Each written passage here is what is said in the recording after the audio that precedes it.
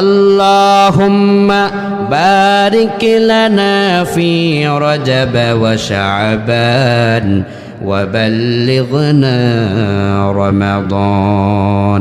দোয়াটা পারি তো আমরা? বিশ্বনবী সাল্লাল্লাহু আলাইহি ওয়াসাল্লাম কয়, রে দুনিয়ার মানুষেরা, রজব যখন চলে আসে একটা দোয়া যদি বেশি পরিমাণে তোমরা করতে পারো তাহলে তোমাদের হায়াতটার ভিতরে বরকত দিবেন যিনি, তিনি কে? আনাস বিন মালিক রাদিয়াল্লাহু আনহু তিনি বর্ণনা করে কয়, বিশ্বনবী ইদা দাখালা রজবুন ক্বালা, যখন রজব প্রবেশ করত বিশ্বনবী একটা দোয়া বেশি পরিমাণে পড়তেন। সাহাবাই কেরাম বললেন, কোন দোয়াটা নবীজি বেশি পড়তেন? সাহাবাই কেরামকে আল্লাহর হাবিব বললেন, কানা আকসারু দুআইন নবী সাল্লাল্লাহু আলাইহি ওয়াসাল্লাম, নবীজির অধিকাংশ দোয়ার মধ্যে এটাও একটা দোয়া, রজব আসলেই এই দোয়াটা তিনি ভুলতেন না। আল্লাহু আকবার।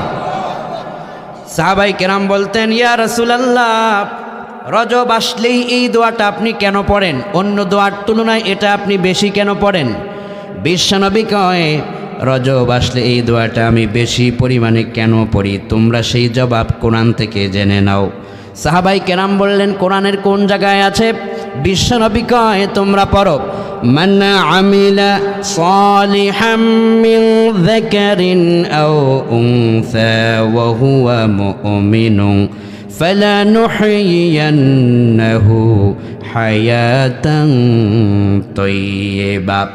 যে মানুষটা পুরুষ হোক অথবা নারী হোক, যুবক হোক অথবা বৃদ্ধ হোক, কিশোর হোক অথবা একেবারে শিশু হোক, যে এই দোয়াটা পড়বে, নেক আমল করবে, তার জীবনটাকে পবিত্র বানায় দিবেন যিনি, তিনি কে? আমরা কি চাই না আমাদের জীবনটা পবিত্র হয়ে যাক? আমরা কি চাই না যে আমাদের হায়াতটা লম্বা হয়ে যাক? বিশ্বনবী কয়, যারা নেক আমল করে তাদের হায়াত লম্বা করে দিবেন যিনি, তিনি কে?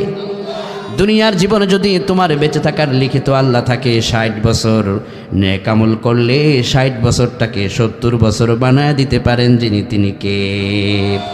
এজন্য কোরআন বলছে, নেক আমল করলে তুমি হায়াত তোমার পবিত্র পাবে, জীবনের মধ্যে বরকত পাবে, তোমার দোয়াটা জমিনে করবে, সেই দোয়া পৌঁছে যাবে আল্লাহর আরশে আজিমে। আল্লাহু আকবার।